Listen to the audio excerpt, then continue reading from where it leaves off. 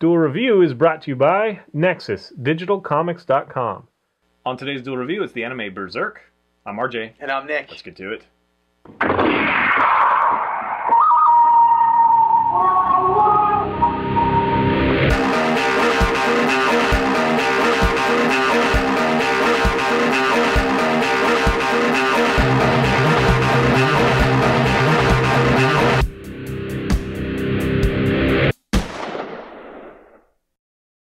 Hey guys, welcome to Thursday the 21st of February. We are doing Berserk, the anime. That's right, and I think it was 97, 98 originally in Japan. I don't remember when we got it. I don't remember when I saw it, honestly. It took a while for it to come to us, but probably only a year or two. I guess that's not that long, especially regarding like Hellsing or something.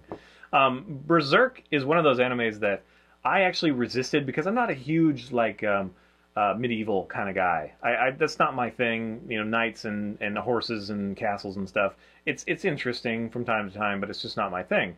When I finally got into it, I really enjoy this anime, and I'm thrilled that they're releasing the 3 new movies that kind of retell the story but also elaborate on it, because this anime, the original anime, which we're talking about today, it ends in such a way that you're like, what? It's one of those things where it's like you need to go to the anime or the manga to figure it out, to continue the story. And I definitely read a couple afterwards. I did not finish all the manga. I started reading some of the first part, and hopefully, you know, maybe I'll get through it all, and we'll review it at some time.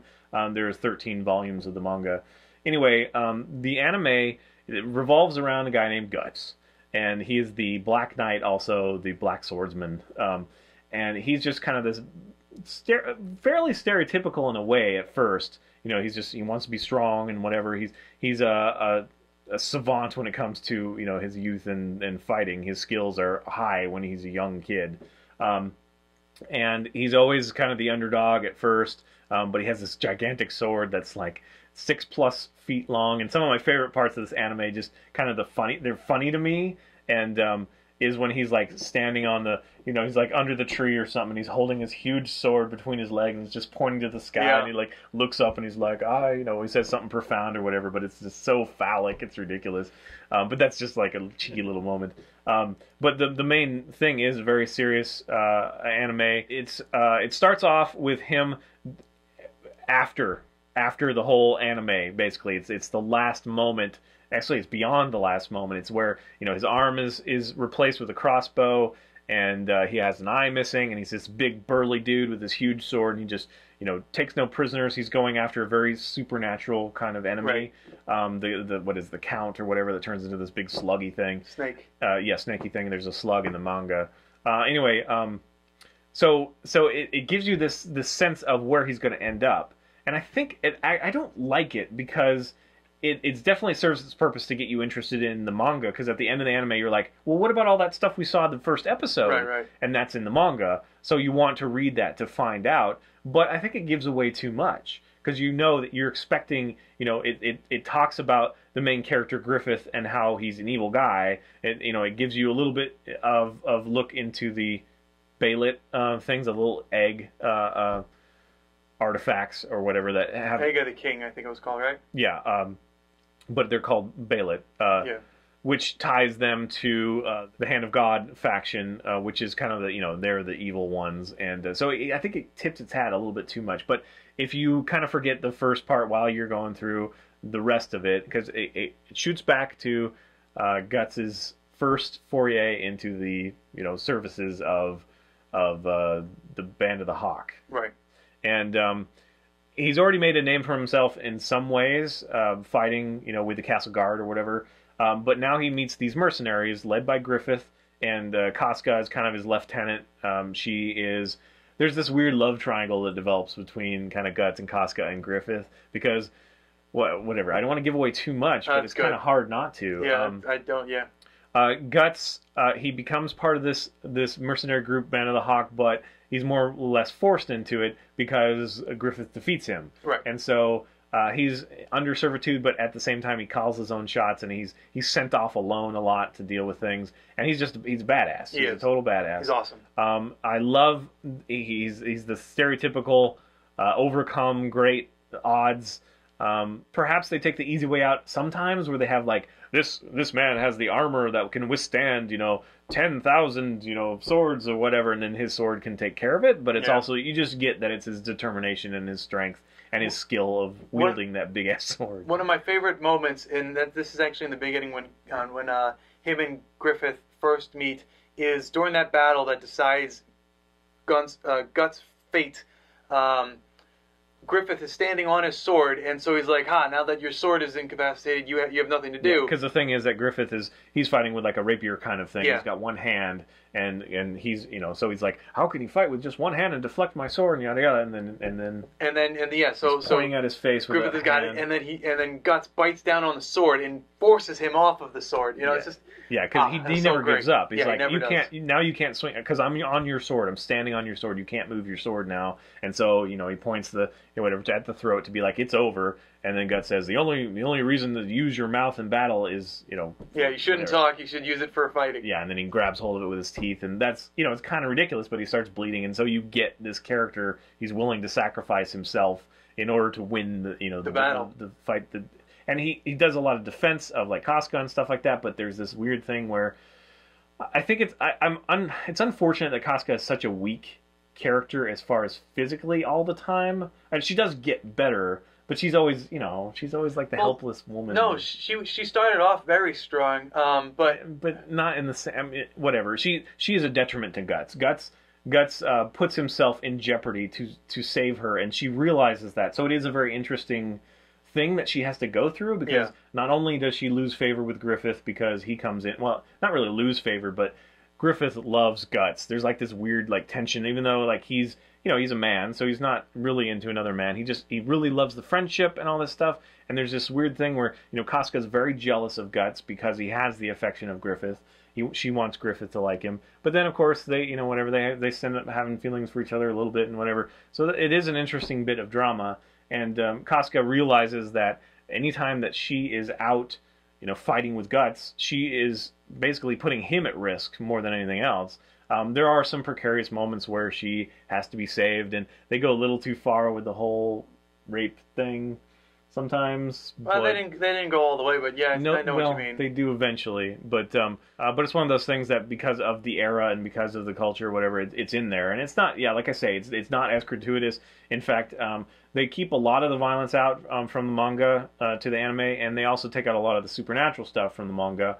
It really focuses on the Golden Gate storyline, which is just him and the Band of the Hawk. So there's some interesting like strategy stuff in there. You get Griffith, who he's this king of the mercenaries, but then he's also beginning to be incorporated into real kingship, that sort of thing.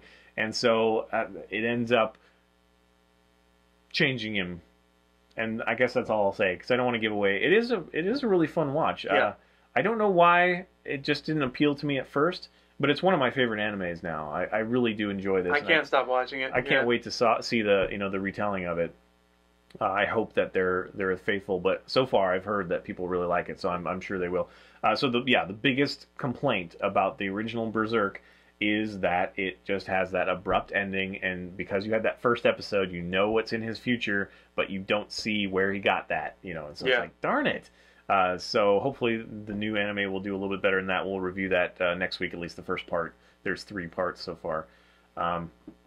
It's one of those old. It's old enough that you'll watch it and it's a little bit dated, but it's totally worth it. I actually thought that it was older than what it was. You said 94, right? I thought 96. 96? No, 97. 97. I thought it was going to be like 80s almost, because at first it was just the style of it felt like one of those older. Oh, I totally animes. Disagree. Really? It nothing like Ninja Scroll or anything. It just does not have the same aesthetic. I disagree. I think it has very similar aesthetic. Yeah, I disagree. But we can disagree and still be friends. Yes. There's a lot of fun characters in the Band of the Hawk. I love Pippin. He's just like this big dude. He just kind of sits there silent, and every now and then he says something. And I do really enjoy Casca. I just wish, as a like the feminist point of view, I just wish she was a little stronger and wasn't such a detriment to everybody she's with. You know what I mean? Like, I don't think she always is. I don't character. I don't see her as a detriment. but she is though. She's like she finds inner strength and she goes out there like she can kick ass, but she never does, and she puts everybody else in jeopardy. No, she does kick ass. Not really. Well, if you look at it, you have men dying left and right around her. That's true. That's true. But when you're faced with people like Griffith and Guts, she's the victim. They're protecting her. Yeah, but in the troop, she's third. I'm just saying. Well, yeah, I know, but rank is not everything. What I'm saying is, as far as strength, she's third. I wish she had that catharsis where she becomes stronger and is able to, pull her weight just as much as they do. She gets that in the manga, and hopefully we'll get some of that in the new one, more or less. But I don't know. She just keeps being the victim, and I feel for her. It does tell the story. But I don't know. I just want a strong female character. In my opinion, she was okay because the only time that she was a victim was when, because Guts cares about her, so he doesn't want her to die, as opposed to any of the other people in his troop. Well, that's exactly what I'm saying, though, is because she can't defend herself to that level that he has to step in and take it from her. So her being around, I mean, I'm especially talking about, what is it, episode 13, where he's battling all this, that big whale guy, the blue whale knight or whatever, and he's telling her to go, and she's like, no, I can't leave you, but her being there is actually detrimental to him. Yeah. He keeps getting wounded. He can't act the way that without reckless abandon because he has to protect her. So, again, it's interesting plot-wise. I just want to see her be, a kick-ass character as well. But she is a kick-ass character in a lot of ways. And I really, my heart breaks at the end. It's really... Yeah. Chokes you up? Well, it's also disgusting. It's just one of those things. It's like, because you know that she's tormented in what's happening, and I'm not going to reference it any further than that. So, yeah. Because it's something that she kind of wanted, but didn't. Obviously it's different, and it's just kind of this thing. So, Berserk, please go watch it. I hope that we did at least a small amount of respect to it. I want to do a little bit more on the anime. And I'm really excited. The reason we're doing this now is because of that new anime. So I'm looking forward to that. We're going to watch it, and we're going to tell you what it's all about. All right, guys. Thanks for watching. Please subscribe to our YouTube channel and follow our great playlists. Game Lab has been a lot of fun. Yes, it has. And please leave comments. We love comments. And you can help support us by buying our wares at spiderwolf.com. That's right. T-shirts, card game, art prints, short stories, and more. See you guys.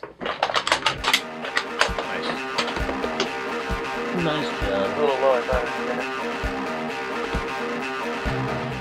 Next time, it's a look at the Rocketeer. Have you watched King of the Nerds? No. No, there was the last episode that they had. Actually, if you're gonna put this on air, it's gonna be a while ago. But they had remote control, it's like a helicopter thing, and they had to fly through these things, and then you had these other guys in cages with Nerf guns, and they had to shoot it down. I was like, wow, we totally could have done that, because we have, the radio-controlled helicopters and the Nerf gun experience. We should be on King of the Nerds. That's all I'm saying.